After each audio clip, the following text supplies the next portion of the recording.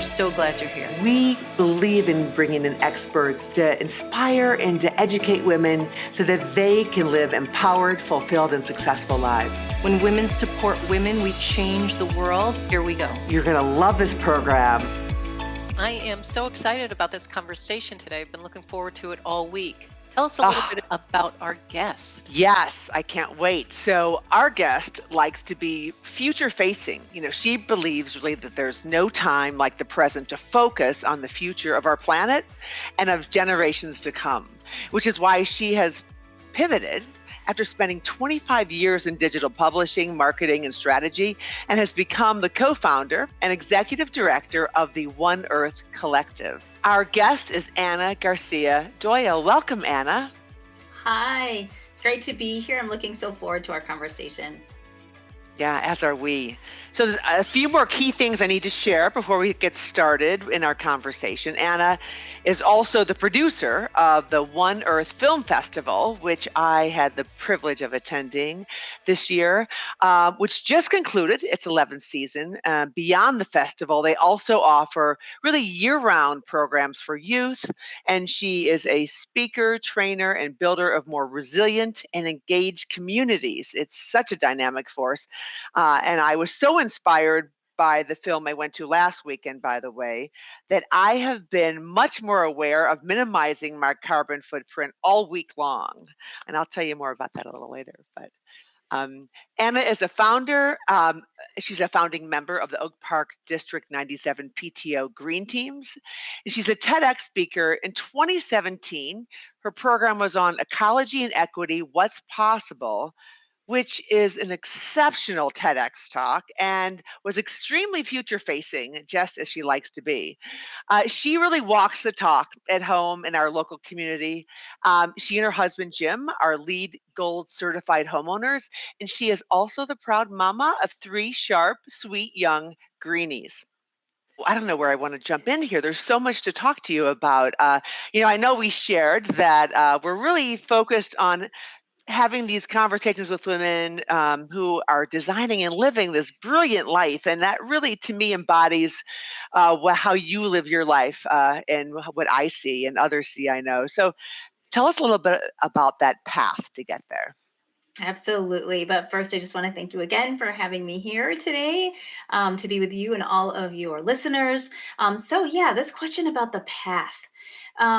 So it is a path, I think, and we don't necessarily know that when we start out on our journey, but then we look backwards and we see like, oh, there's steps on this path that I've taken.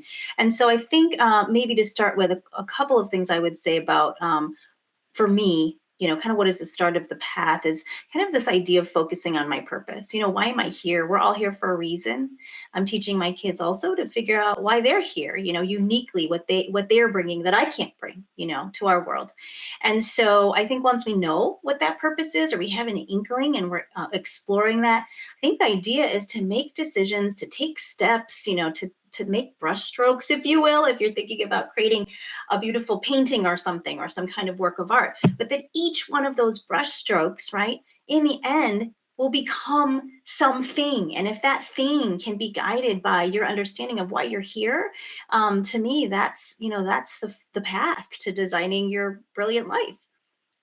I love that. And tell us, when we talked before, you had mentioned about part of that path is so much about your family and where you come from.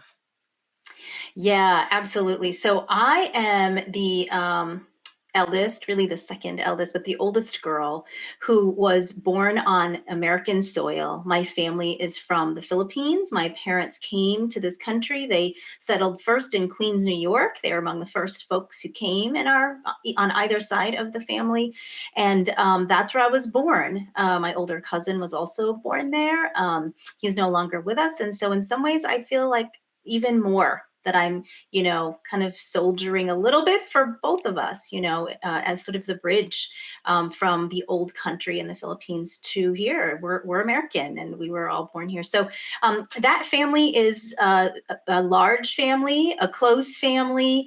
And as I said, I'm the oldest now of 26 cousins. I'm the oldest girl. And in our culture, we have a term for the oldest girl, which is called ate. And so as the ate, I'm very, involved in, guiding, leading, building consensus. That role is, it's an important role to me in a lot of ways. And I think that it has been formidable in shaping sort of my view of, how community really is so important to me, and looking back on my path now, right? Saying like, wow, the work that I'm doing in community, I have been called a community organizer very recently, which I wouldn't call myself that, but I kind of took that as a compliment. I took that as a compliment. I was really like, oh, wow, thank you. And I think that community organizing, in the work, the marketing work and the communication work and the environmental work that I do is it starts with ate in a lot of ways. Yeah. It's interesting. I love that. One of the things you mentioned a moment ago is that you're teaching your children about purpose at a young age. And, that's something Barbara and I talk about just about on a daily basis, and really try to align our actions with our purpose. But I admire that so well, especially in a large family, which Barbara and I both come from, which maybe at times you can get a little lost in. So that's just, talk about leading by example.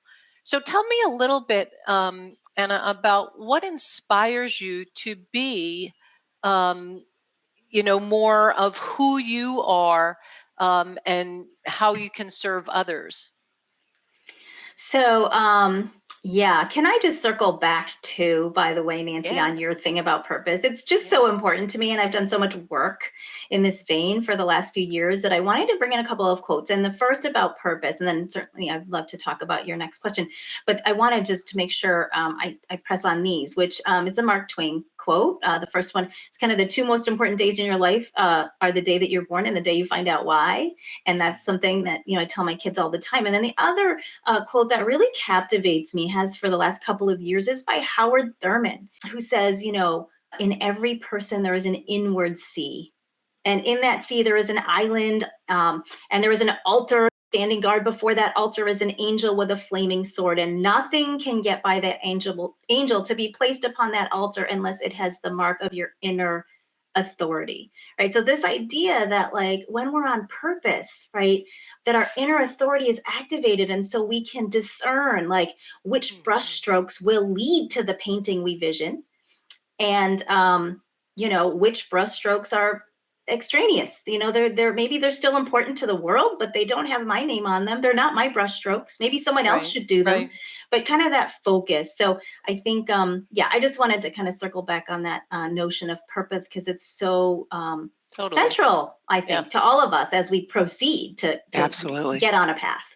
So, Anna, can you share with us a little bit about what inspires you to be more of who you are, to push those boundaries, to be more of yourself, and to serve others?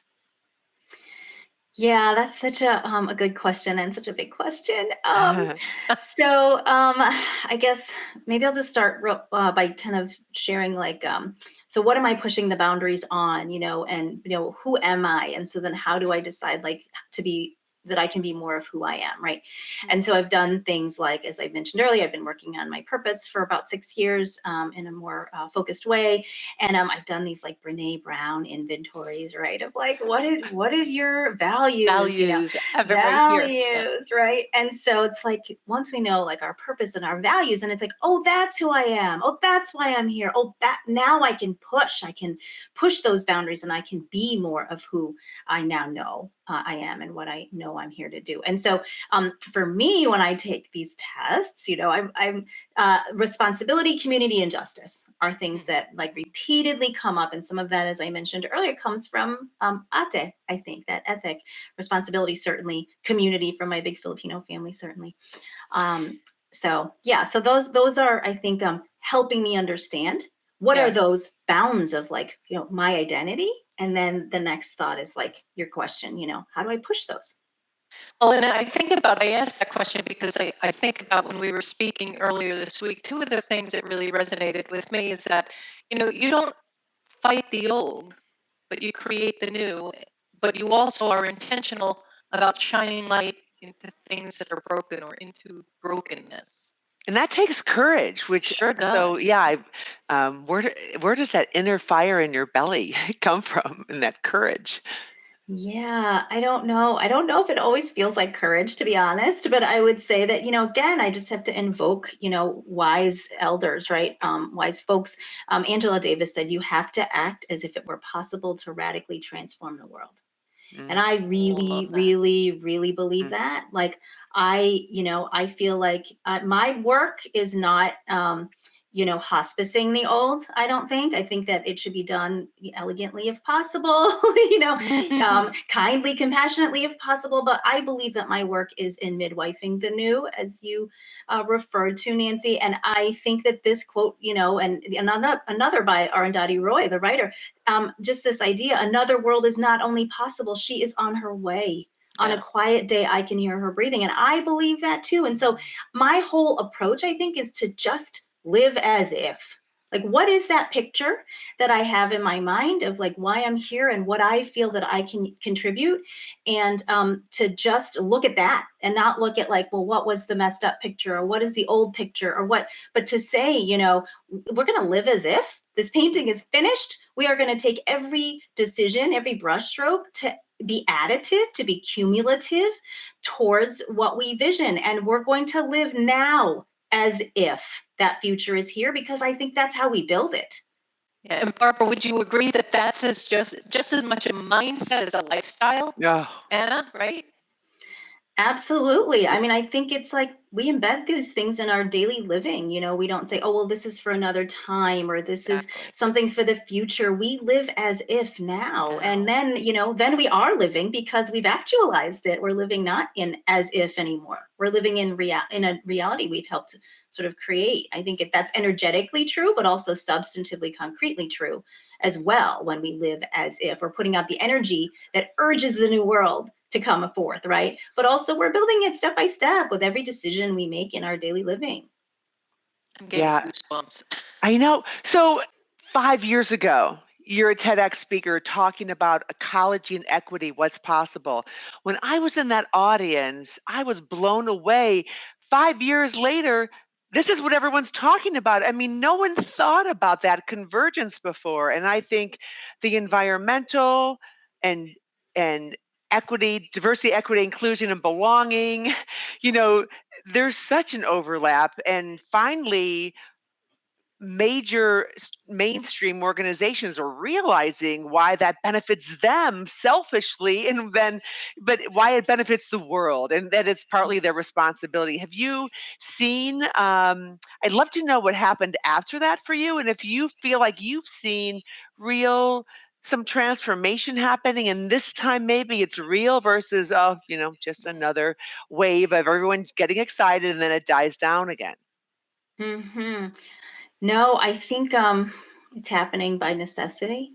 I Hmm. think that Yeah. we are evolving in this way because finally, like so late. So finally, though, I think we are all seeing, right, that all of these things are intersected, and that so much of the work that's being done in these what we traditionally would think of as like sectors, discrete sectors, are actually different angles on the same work, and Hmm. maybe that work is like creating something generative or creating something lasting or creating something inclusive, or maybe it's all of those things.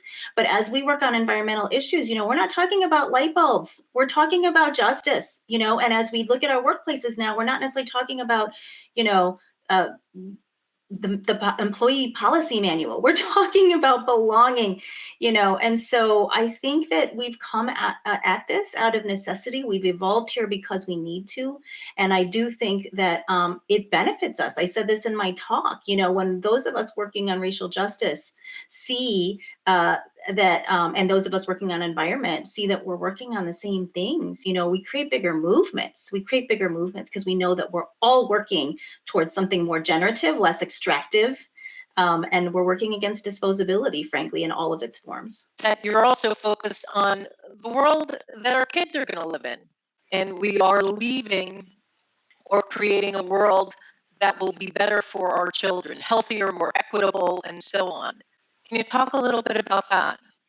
Yeah, and maybe just I'm going to come at it from the question that you just asked that we just discussed, which is that, absolutely I'm interested in seeing them live in a resilient, thriving world from, an environmental standpoint, that there's, Sure. clean air and clean water, but also that their workplaces are inclusive, right?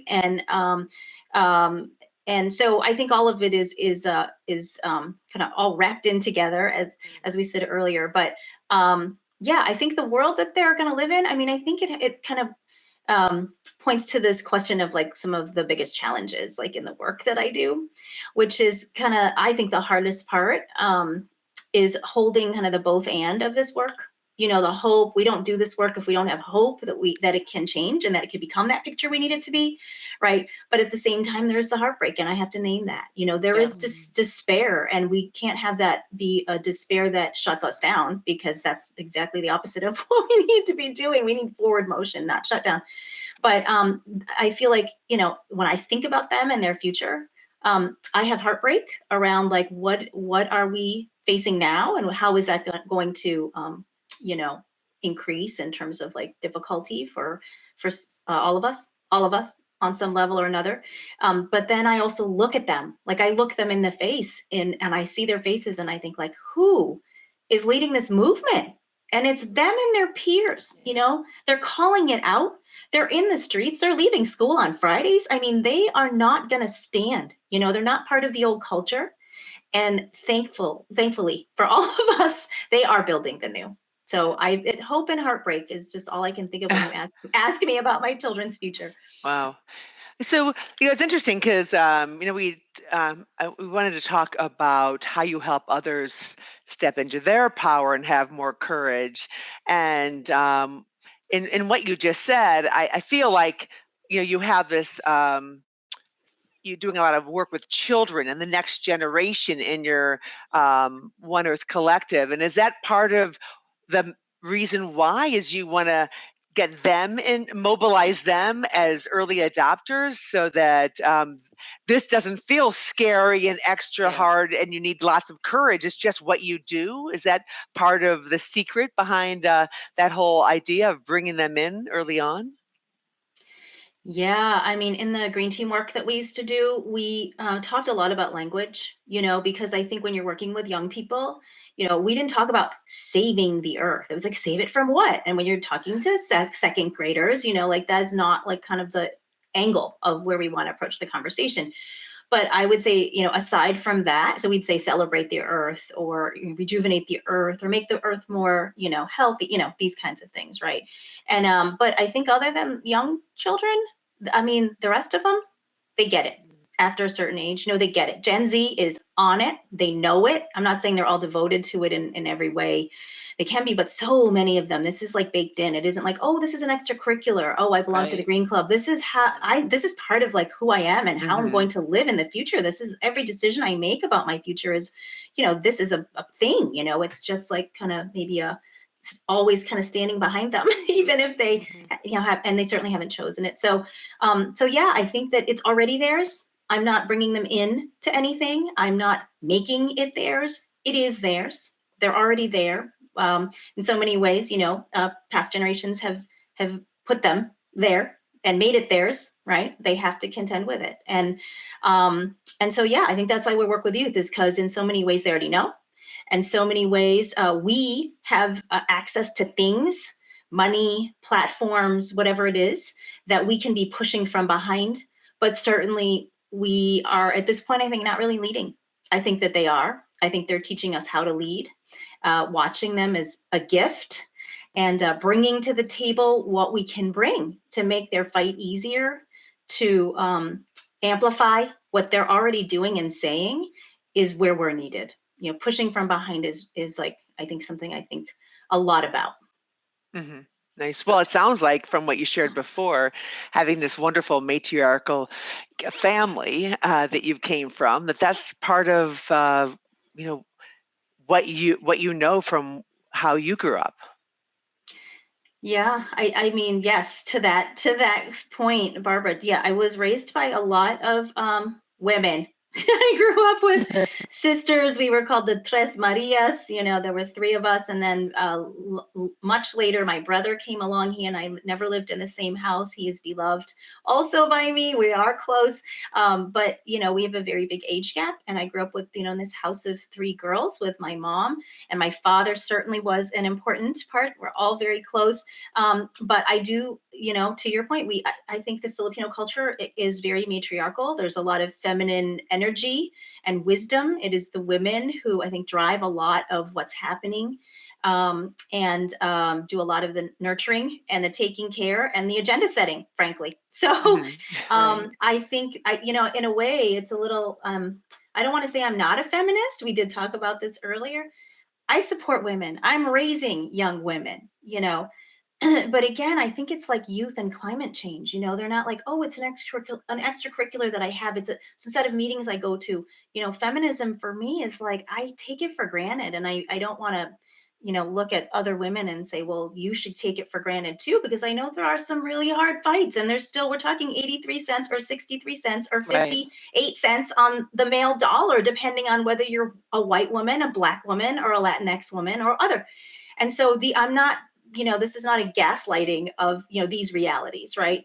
But again, I think it just points to my tendency to live as if, you know, I'm raising a female Hmm. engineer in this house. Well, she's no longer in this house, and to me, you know, those numbers are still not there. She's not, you know, Right. she's women don't represent that field, and I just, you know, again, I'm taking it for granted, and that feels like not the right approach. But I have such belief in just empowering women in a way that we don't even have to call it out. She is going to be in those Right. rooms, you know. Right. Right, That's right. how I we love do it. that.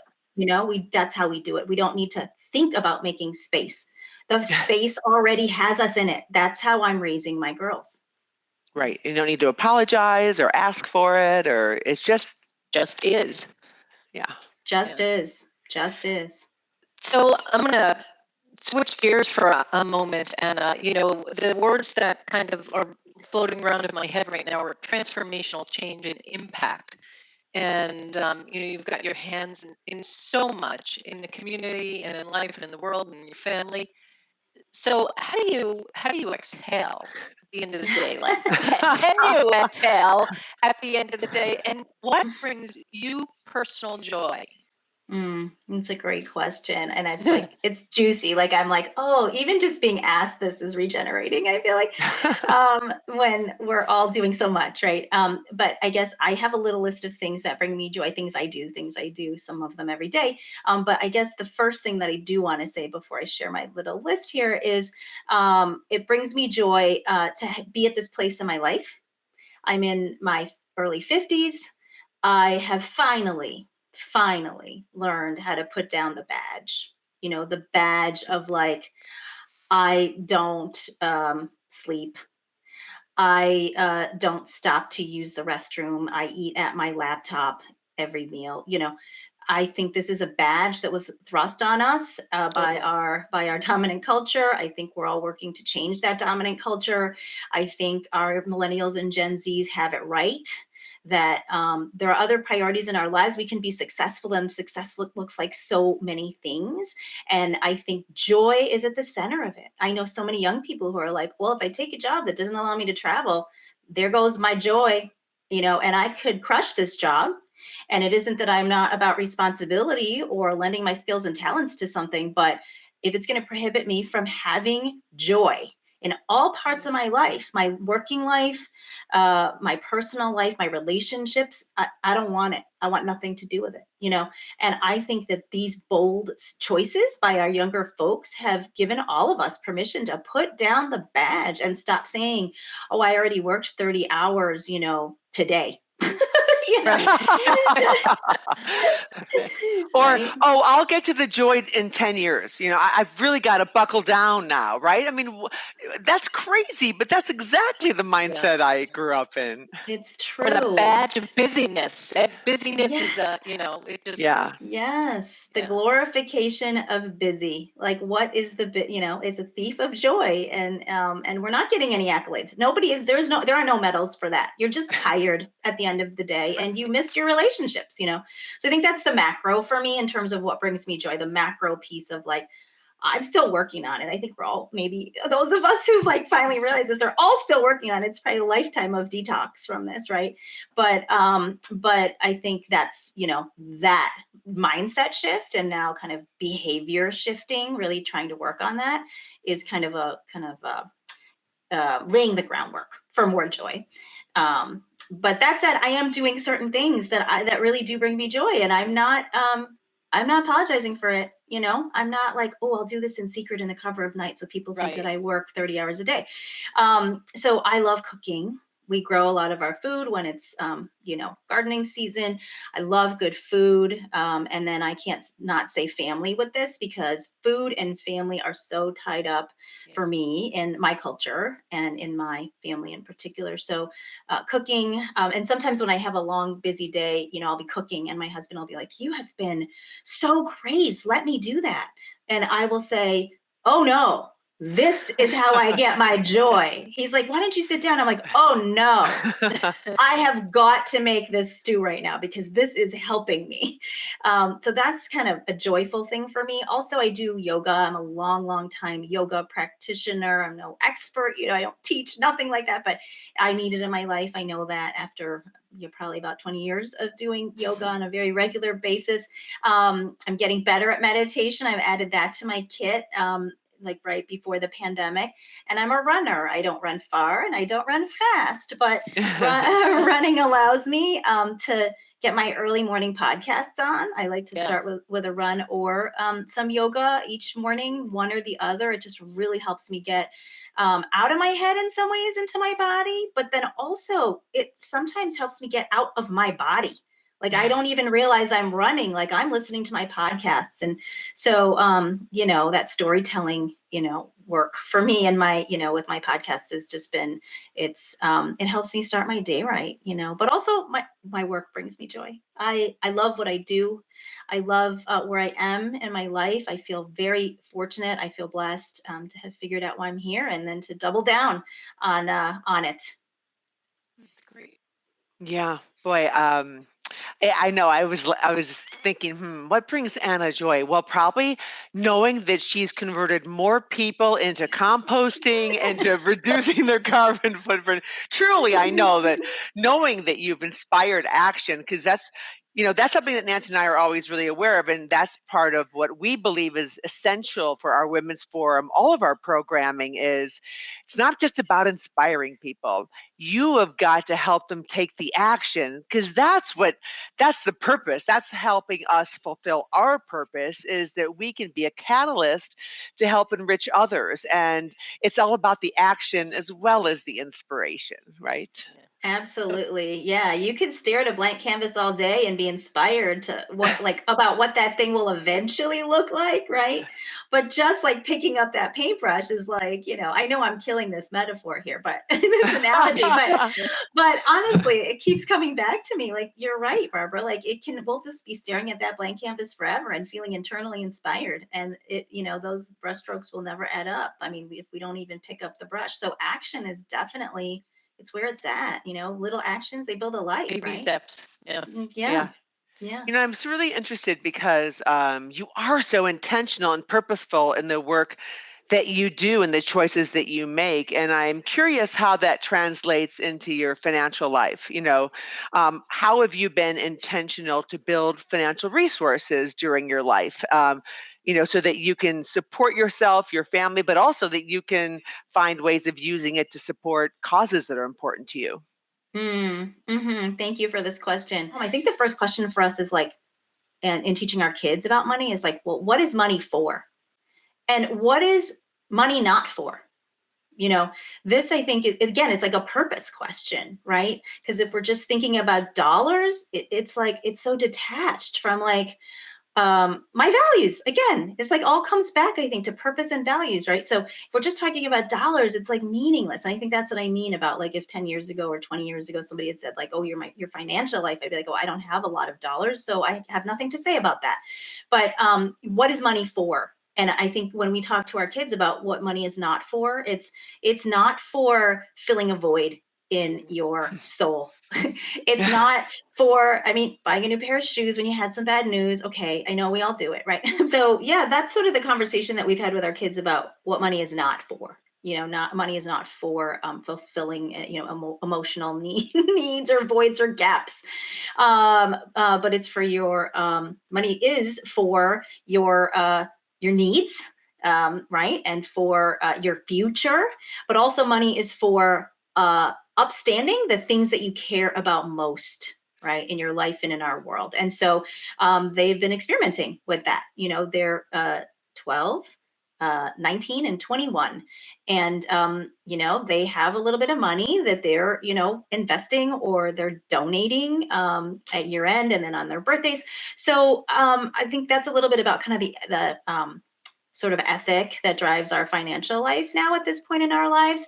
Substantively speaking, we have been giving to, as you might suspect, environmental organizations, equity groups, a lot, mostly on a very, very, very grassroots level, these groups, BIPOC led, women of color led, all of that.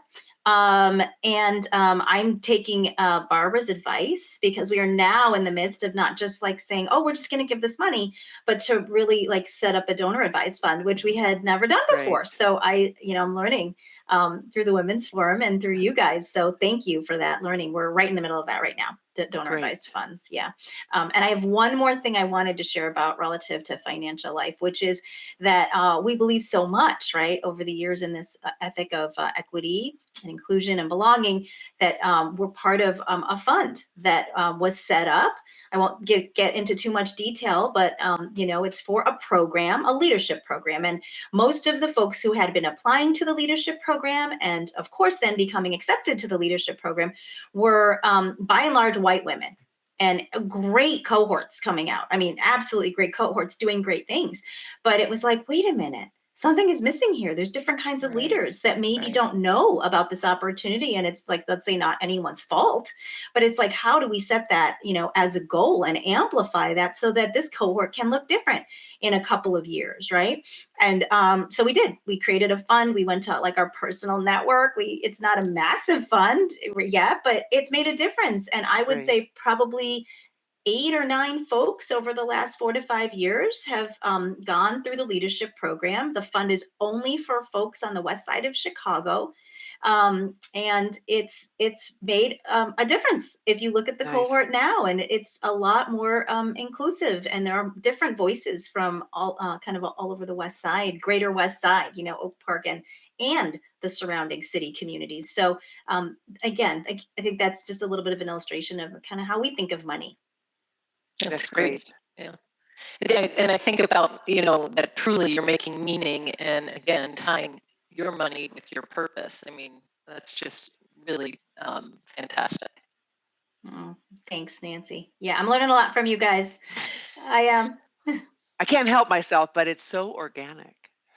Well, and it's intentional too. We talk about, and Barbara and I are always talking about with women, the concept of impulse versus intention, needs versus wants. And obviously, you're focused on needs and intention versus those other perhaps, aspects of money. And that's great. And teaching your children too.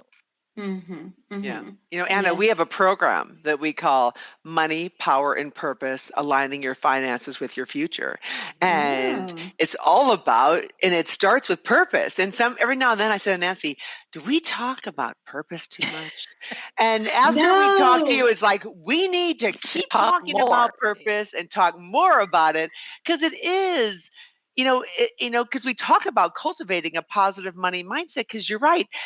I can't teach you anything about investments if you're trying to use your money to fill a void, because you're going to keep doing that and you're going to keep sabotaging your success to grow and build wealth for the future, right? Because that void's going to be there unless you really get Yeah, clear totally. around, what's going on inside. That's right. Yeah, I Yeah. don't think we can talk too much about purpose, I really don't.